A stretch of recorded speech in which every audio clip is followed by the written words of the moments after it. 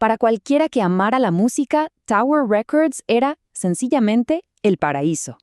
Un verdadero ícono cultural, con pisos y pisos repletos de discos de cualquier género imaginable. Parecía invencible. Pero se vino abajo. Pasó de ser un negocio de $1.000 millones a la bancarrota. No una, sino 2 veces. Así que la pregunta es obvia. ¿Cómo es posible que un imperio musical tan gigantesco simplemente desapareciera? Vamos a desentrañar esa historia.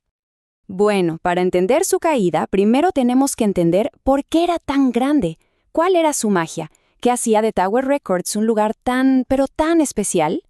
Todo se puede resumir en una especie de fórmula mágica que tenían. Y aquí es donde la cosa se pone interesante, la cultura.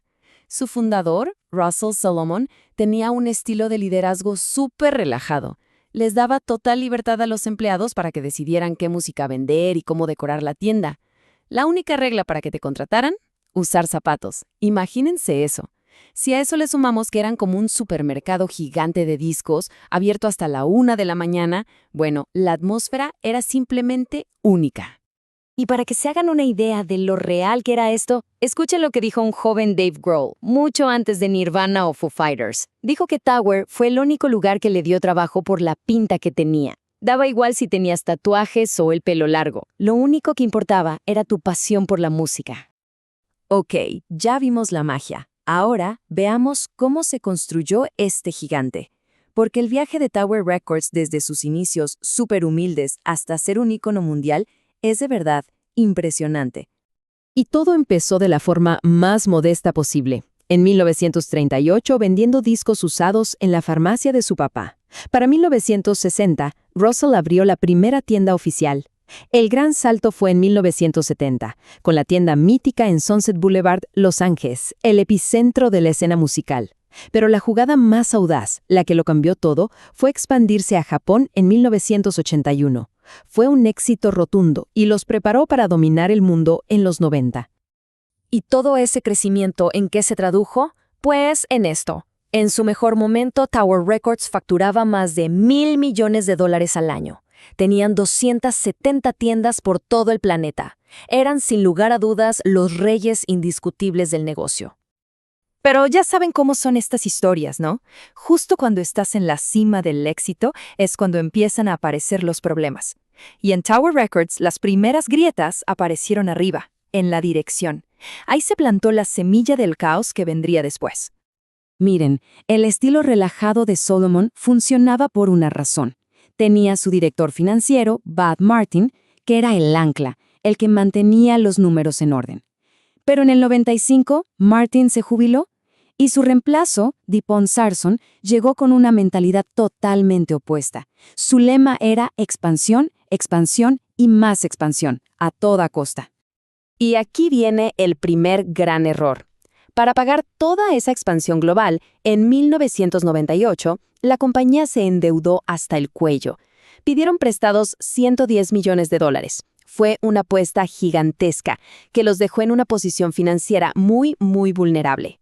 Y para colmo, ese mismo año, el capitán del barco, el fundador Russell Solomon, tuvo que hacerse una cirugía de corazón y dar un paso al costado. Su hijo Michael quedó a cargo, pero digamos que no era muy querido por los empleados. Así que se creó un vacío de poder en el peor momento posible. Entonces, ya teníamos deuda masiva, un vacío de liderazgo. El escenario estaba listo para la tormenta perfecta. La caída de Tower Records no fue por una sola cosa, fue una guerra en 2 frentes, uno interno y otro externo al mismo tiempo. Vamos a ver el primer frente. Las grietas internas. Fueron básicamente una serie de disparos en el propio pie.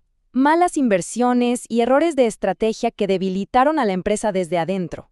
El mejor ejemplo de esto fue, sin duda, la expansión a Argentina. Invirtieron $17 millones ahí, eligiendo Argentina en lugar de Brasil porque creían que era más estable. El resultado, un desastre total. En solo un año sus ingresos mensuales cayeron casi un 30%. Años después, el propio Solomon admitió que se sintió estúpido por haber firmado ese acuerdo.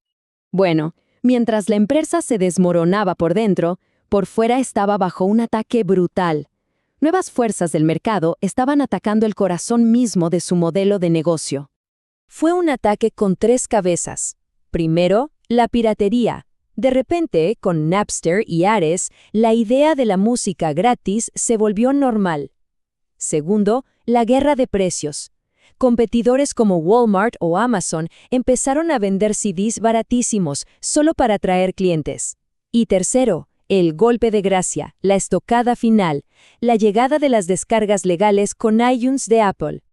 Y lo más increíble es que, en medio de todo este tsunami digital, Solomon estaba convencido de que Internet nunca iba a reemplazar a las tiendas. Él creía de verdad que la gente siempre querría comprar el disco físico, tenerlo en sus manos. Fue un error de cálculo fatal. Con la casa en llamas por dentro y una tormenta afuera, el colapso financiero era cuestión de tiempo. Y como siempre digo, los números no mienten. Prepárense para ver esta caída en picada. Es que miren esta gráfica, es devastadora. En 1999 perdieron $10 millones. Para el 2001 las pérdidas ya eran de 44 millones y al año siguiente se dispararon a 57 millones. 57 millones. Y recuerden que, mientras tanto, seguían arrastrando esa deuda millonaria. Ya a la desesperada empezaron a vender sus joyas de la corona. En 2002 se deshicieron de su división más rentable, la de Japón. En 2003 vendieron la de Irlanda. Pero no alcanzó. En febrero de 2004 se declararon en bancarrota por primera vez y en 2006 llegó la quiebra final y la liquidación de todas sus tiendas. Fue el fin de una era. Y ese parecía ser el final de la historia. Pero, como pasa con las grandes leyendas, aunque la compañía original murió, la marca y su legado encontraron una forma de seguir viviendo. Y aquí la historia da un giro interesante, algo que podríamos llamar la vida después de la marca. El nombre Tower Records fue comprado en una subasta y, en 2020, fue relanzado como una tienda en línea. El nombre icónico seguía vivo, pero ahora en el mundo digital. Y lo más sorprendente de todo es que partes del imperio original de hecho sobrevivieron. Las divisiones de Japón e Irlanda, las que vendieron durante la crisis, nunca cerraron. A día de hoy, siguen siendo negocios rentables. Así que, entre ellas y la nueva tienda online, el fantasma de Tower de alguna forma sigue facturando. Lo que nos deja con una última pregunta para reflexionar. En esta era dominada por el streaming y los algoritmos que nos dicen qué escuchar, ¿creen que podría volver a existir un paraíso físico de la música? ¿Un lugar de descubrimiento y de comunidad como lo fue Tower Records?